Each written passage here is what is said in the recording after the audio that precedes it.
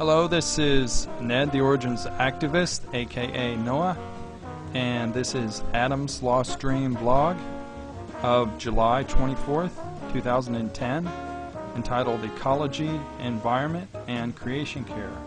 Ecology has to do with the relationship of organisms to the environment. The environment is all of the factors that affect the organism.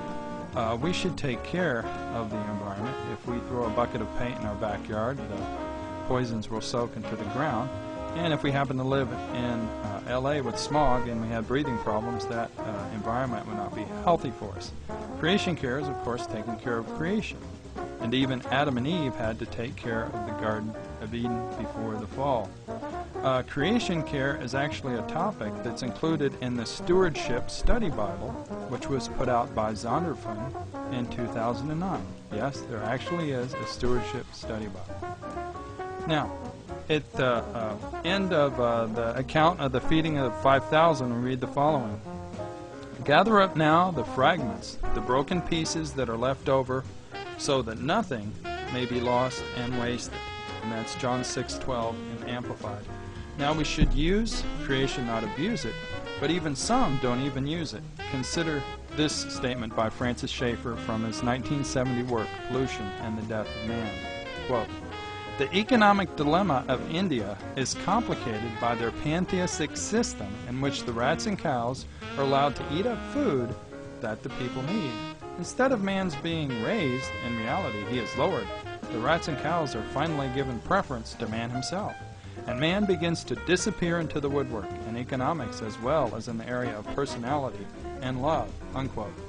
So in India, there is even a lack of using creation in a proper and balanced way.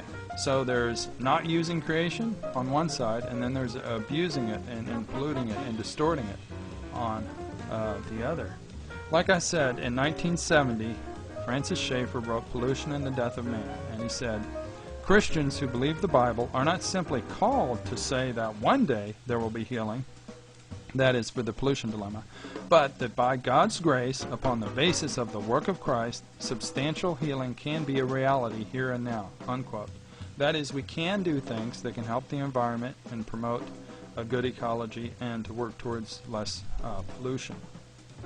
In 1987, the large garbage barge Mobro from Long Island traveled to 6 states and 3 countries trying to get rid of its load of garbage. The barge finally went back to New York City, and the trash was burned in a Brooklyn incinerator.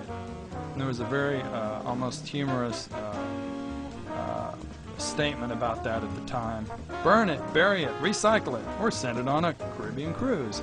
Kind of sarcastic, and I do believe it did go to Belize, for example.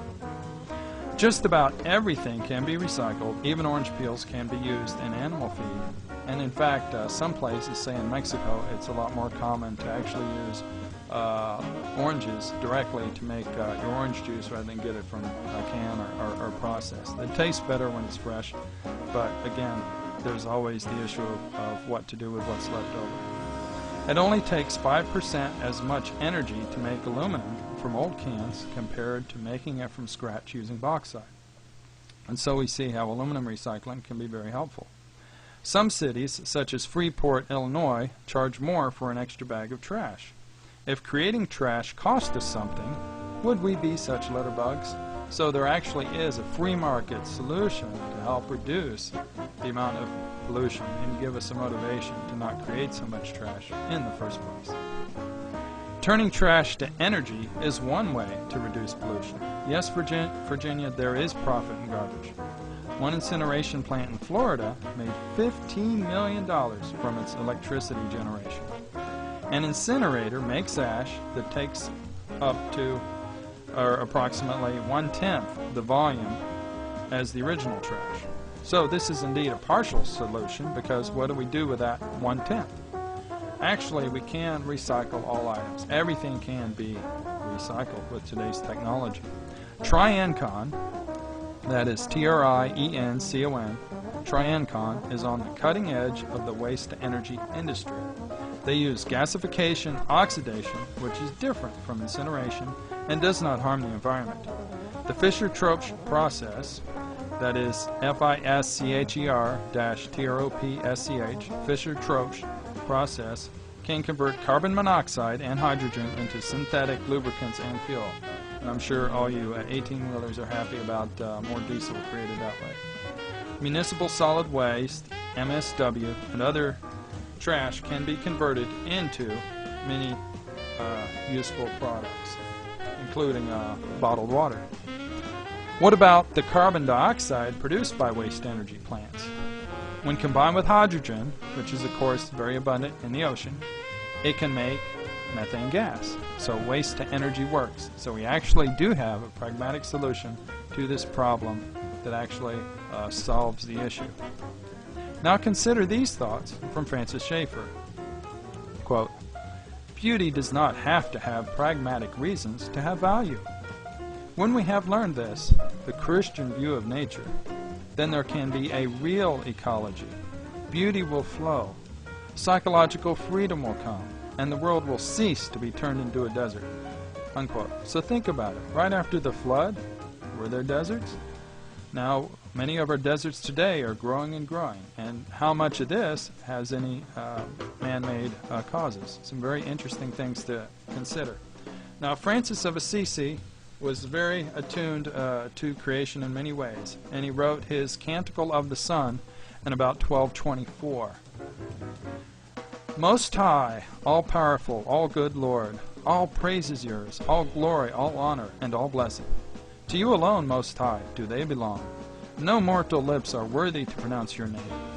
Be praised, my Lord, through all your creatures, especially through my Lord, brother Sun, who brings the day, and you give light through him. And he is beautiful and radiant in all his splendor. Of you, Most High, he bears the likeness. Be praised, my Lord, through sister moon and the stars. In the heavens you have made them bright, precious, and beautiful. Be praised, my Lord, through brothers wind and air, and clouds and storms, and all the weather, through which you give your creatures sustenance. Be praised, my Lord, through sister water. She is very useful and humble and precious and pure. Be praised, my Lord, through those who forgive for love of you, through those who endure sickness and trial. Happy those who endure in peace, for by you, Most High, they will be crowned. Praise and bless my Lord, and give thanks, and serve him with great humility." Now I'd like to read Revelation 11:18. "And the nations were enraged, and your wrath came, and the time came for the dead to be judged, and the time to reward your bondservants and the prophets, the prophets and the saints, and those who fear your name, the small and the great, and to destroy those who destroy the earth." Revelation 11:18, New American Standard. Thank you for listening. This has been Adam's Lost Dream at Blogspot. That is adamslostdream.blogspot.com. If you have any comments or concerns, you may contact us at the email provided in my profile. Again, this has been Ned, the Origins Activist, aka Noah, and we thank you for listening on our topic of ecology, environment, and creation care.